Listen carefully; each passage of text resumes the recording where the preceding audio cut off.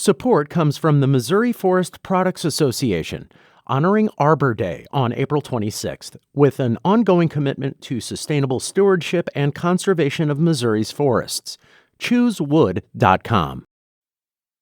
From St. Louis Public Radio. This is St. Louis on the Air.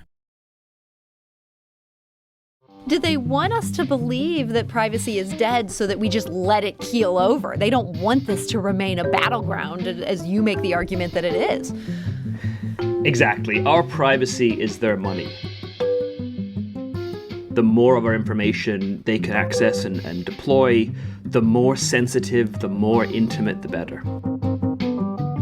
When the Snowden revelations came out, people stopped searching on Google for things like Al-Qaeda, or dirty bomb, or floor plans of LAX. But they also started searching less for, do I have an eating disorder? Am I gay? Psychological counselor. I'm Sarah Fensky.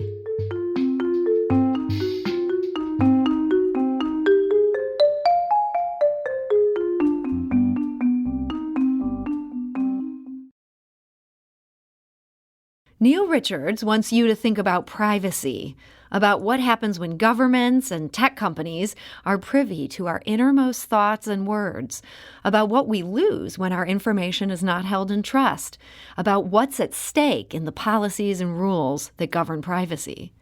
Neil Richards is one of the foremost experts on privacy law in the world, and he's based here in St. Louis. Neil is a professor at Washington University School of Law and the co-director of the Cordell Institute for Policy and Law. His new book is Why Privacy Matters, and he joins us today to talk about it. Neil Richards, welcome. Thanks for having me, Sarah. So, Neil, you start this book by taking on the idea that privacy is dead. You don't believe privacy is dead. So what leads you to resist an idea that you acknowledge is widespread? That's a great question. Yeah, it's a conversation I've been having with people in St. Louis, around the country, in other countries when I travel for work. I'll be somewhere and someone will say, you're a privacy lawyer. Isn't privacy dead? And then they get subjected, these poor people get subjected to a short diatribe. And so I think the reason privacy isn't dead is because we experience privacy all the time. Still, it's under threat, absolutely. Mm-hmm. But it's. I remember just the last segment. I was fascinated by the project, the guys you were talking to, and they said, there is no privacy in prison, and it is horrible. You can't get rest. We all wear clothes. We all live in houses with opaque walls. We put locks on our doors. We all care about the safety and security of our information. Privacy's not dead, but it is under threat. And many of the organizations who are so keen to tell us that privacy is dead, Facebook, the NSA, that shroud themselves in secrecy. Privacy is not dead. Privacy is about power. And I think this myth that privacy is dead, incidentally, a conversation Americans have been having since the late 19th century. If privacy is dying, it's dying one of those long, drawn-out deaths like the last scene in Macbeth, or when Bugs Bunny gets stabbed and sort of prances around for 90 seconds before he finally collapses, sort of. It's that kind of a death. And when you say, it's Facebook or Meta, I guess I'm supposed to call it, that's pushing this idea, do they want us to believe that privacy is dead so that we just let it keel over? They don't want this to remain a battleground, as you make the argument that it is. Exactly. Our privacy is their money. They make more money the more of our information they can access and deploy. The more sensitive, the more intimate, the better. This is why just this week, Apple it was announced that Facebook's revenues had fallen because of some changes that Apple made in its operating system, costing them, I think, $10 billion in revenue. They make money from information. Their power comes from our human information. And I think it's instructive that they love privacy for themselves. They don't love scrutiny. They don't like journalists covering their business. I gave a talk at Facebook about 7 or 8 years ago, and the first thing they did when I walked in the building was make me sign a non-disclosure agreement that I wouldn't spread any of their secrets. So there's a real hypocrisy in these areas with these companies, with government secret police, security services.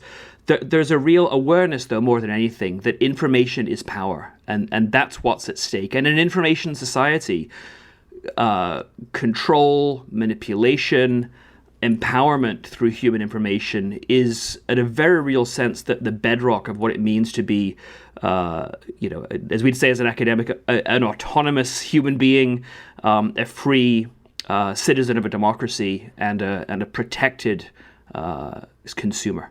So when you talk about information is power, I want to talk about a specific example of this, because this is something you deal with again and again in this book. And I think people probably have a vague memory of reading a really interesting newspaper story about this, but they might not remember the specifics. This has to do with Target and women who are of childbearing age. Can you refresh us on what happened there and how that fits into the fight around privacy? Yeah, so this is a story reported by a New York Times journalist about 10 years ago. But what's going on today is still the same. It's even more sophisticated. Target figured out that if they analyzed your purchases, they could find out if you were pregnant. They would find that when women are pregnant, they make certain changes in their buying habits. Nothing like baby formula and strollers. Before that, unscented lotion, multivitamins containing folic acid, other sorts of behavioral changes that they found using data science correlated to being pregnant. And so what they would do is they would send a coupon and say congratulations, and that sounds, on the one hand, kind of creepy. On the other, people say, well, what's the problem with them sending you a coupon? The reason they were doing it is they knew that when people have children, that's one of the few times in their life when their buying habits are completely in flux. Right? They start shopping in different stores, and then when the baby or babies come, they get locked in. They don't change. And so one coupon for formula from Target could lock you in as a Target customer or a Walmart customer or a, I don't want to pick on Schnucks, or a Schnucks customer. I don't think Schnucks are doing that. They better not be doing that. Not my Schnucks. I hope not. But they do have a loyalty program. So yeah. And so in all seriousness, when women received these coupons, they got a little weirded out by it. And so what Target decided to do was not stop sending the coupons, but they wouldn't say congratulations, you're pregnant. They'd just send an innocuous coupon, center of the page, surrounded by coupons for things that don't associate with pregnancy, like lawnmower blades and wine glasses.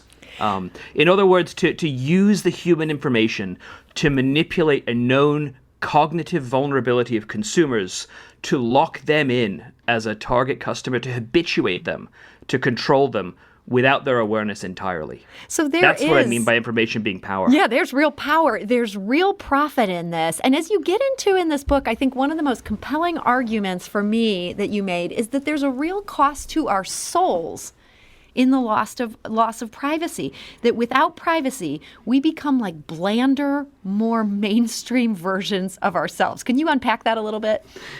Sure. This is also something I explored in my last book, Intellectual Privacy, but it's the basic idea that why do governments engage in surveillance? Why do we watch people? There's a pretty good empirical evidence. We don't have to get into 1984 or Foucault, but our culture recognized this fact. But there's a good empirical social science that's developing that when we get watched, we behave. But it's not just that we behave, it's that we conform our behavior, we conform our reading, if we're being surveilled when we read, we conform our thinking to the boring, the bland, and the mainstream, the socially accepted. Now, sometimes that's a good thing, right?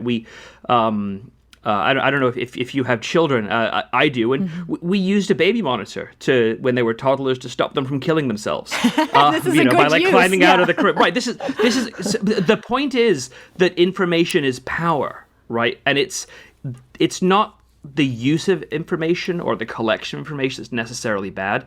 It's the power effects of that information, and there's great evidence that when the Snowden revelations came out, people stopped searching on Google for things like Al-Qaeda or Dirty Bomb or floor plans of LAX. And that's maybe a good thing. But they also started searching less for Do I have an eating disorder? Am I gay? Psychological counselor, right? So that it wasn't just bad things that get deterred by surveillance. It's rather socially disapproved things that get deterred by surveillance. And if we care about living in a society where people are free, where people are able to be eccentric or weird, if we care about a society in which political dissidents, the Martin Luther Kings of this generation, are able to develop their ideas away from scrutiny by the police, but even by their peers who can turn the tyranny of the social against them, the way middle school is such a stifling and conforming place for so many people. If we care about living in that kind of society, we need to have a meaningful measure of privacy in general, but intellectual privacy in particular. As you mentioned Martin Luther King Jr. there was a good reminder in this book of something that I had completely forgotten about, even though this had been revealed. I think this was, again, part of these Snowden revelations, that as far as people the government considered political subversives, they were trying to find information about their pornography viewing habits so that they could later embarrass them. This, again, is like, this sort of information, this lack of privacy. This is power. Even if they're not trying to sell us baby formula, knowing things about us, it certainly gives other actors an upper hand. It is possibly the most shameful episode in the history of the FBI. They surveilled Martin Luther King because they believed he might be a communist, and that's why he was trying to destabilize the U.S. social order, particularly in the South. And they found that he wasn't a communist. The reason he was trying to destabilize America's system of racial apartheid known as Jim Crow was because it offended his religiously motivated beliefs about the equal dignity of all people. But they also found out he was having an affair. And they documented the affair. This is actually covered really well in the movie Selma, if you've seen it. But it's all true. They documented the affair. They sent him a letter that basically said, "We're going to expose you for the fraud that you are, King," in their words. "We're going to tell the world that you're cheating on your wife, and we're going to destroy your movement unless you kill yourself." He was assassinated shortly afterwards, so that didn't happen. But I'm reminded, one of our graduates at WashU Law, one of our most prominent graduates, Andrew McCabe, the acting FBI director who was fired by Trump for doing his job. He tells a story about when he would go in the FBI to Quantico, to FBI training. They ask the FBI recruits, they tell them about the King incident, and they say, "Why do we have the Fourth Amendment? Why do we put restrictions upon the police access of phone calls and the inside of our homes?" And they let them struggle for a while, like good professors do. And the answer they're looking for is, we have privacy, we have the Fourth Amendment, FBI officers, to protect the citizens from you. Because we know that you're going to try and zealously do your job and you're sometimes going to cross the line. We need to have these basic rules that restrain police trying to catch criminals, and deter crime, companies trying to make money. We need these rules of the road that protect human beings, whether we're being citizens or consumers or individuals, from these powerful entities. And in the digital age, our technologies, our information collection has raced ahead of some of those legal protections. And what we need to do is to think really seriously about restoring some of those protections, creating those places in which people can thrive as human beings, in which we can be politically free, in which our elections aren't going to be manipulated by tech companies like Cambridge Analytica, in which consumers are not going to be manipulated by things like Target's secret data science. That's where we need to go. But to go back to the first question you asked me, is privacy dead? Well, no. But if we believe the myth that privacy is dead, we're not going to be able to fight for this better society, I think, that we can achieve. So one of the things that I found really compelling about this book is that, so many times we're told, okay, well, they just need to get your permission, and that's an important part of this. You take that on head on. These stupid boxes that we're just always clicking, saying, I consent to having them violate my privacy, and then we kind of feel guilty about the fact we've just signed it all away. You're saying these are not the solution. This does not make sense. That's exactly right. We're told so often that here at Company X, we care about your privacy. And then there's a long list in the privacy policy of all the things they do. But we work hard to put our users, they never call us consumers or customers or humans, that they call us users. And as far as I know, the only other industry that calls their customers users are drug dealers. But putting that to one side, they say, we really want to put our users in control here. We really want to empower them. But there's too many choices, right? I'm reminded again of the really cool segment that came on before me, where the guys talked about getting out of prison and going into the store and being overwhelmed by the range of choices that are there.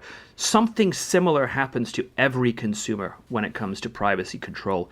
We can't remember all of our passwords for all of the accounts that we have. How are we possibly able to memorize and know all of the privacy settings, all of the consequences of all of those privacy settings, particularly when they're constantly changing? And companies know this, and they know that we're going to be overwhelmed. We're just going to click the defaults. Yes, I accept the cookie. I just want to read the article.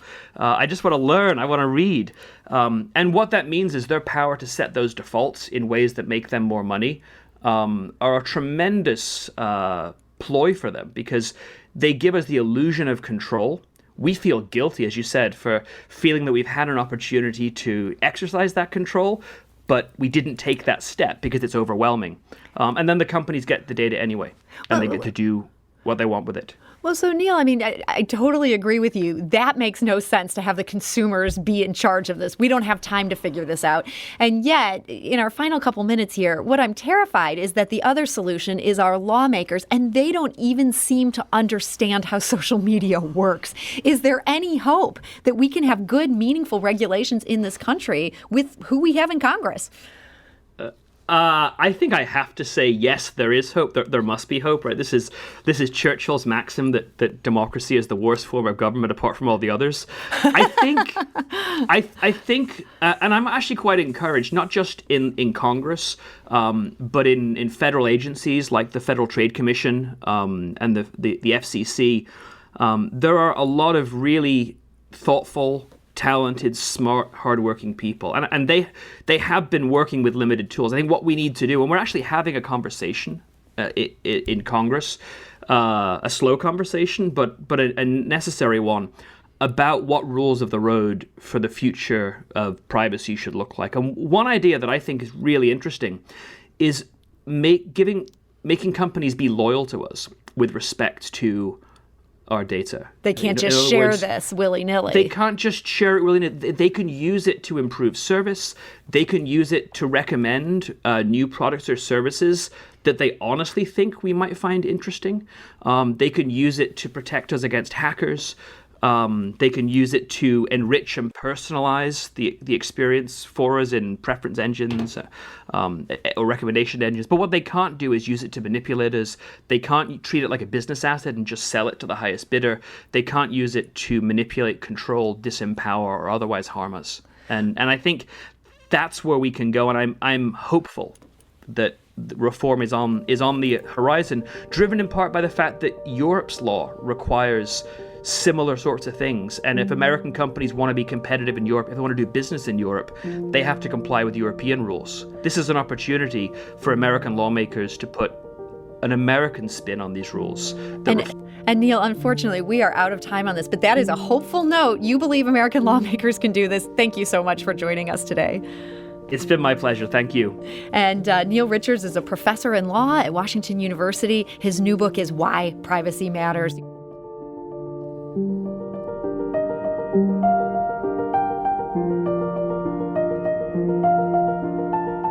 This episode was produced by Sarah Fensky and Emily Woodbury, with audio engineering and podcast design by Aaron Dorr. Our executive producer is Alex Hoyer.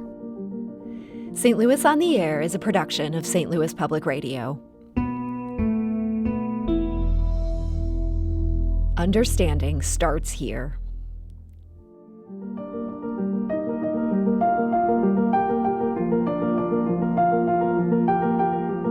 Do you find yourself regularly listening to episodes of St. Louis on the Air?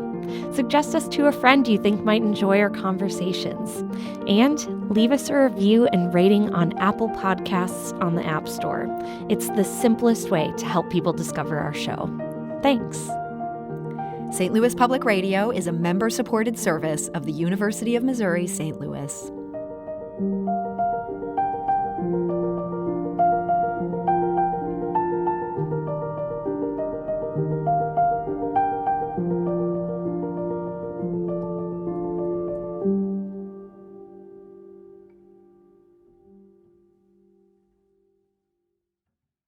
Support comes from the Missouri Forest Products Association, honoring Arbor Day on April 26th, with an ongoing commitment to sustainable stewardship and conservation of Missouri's forests.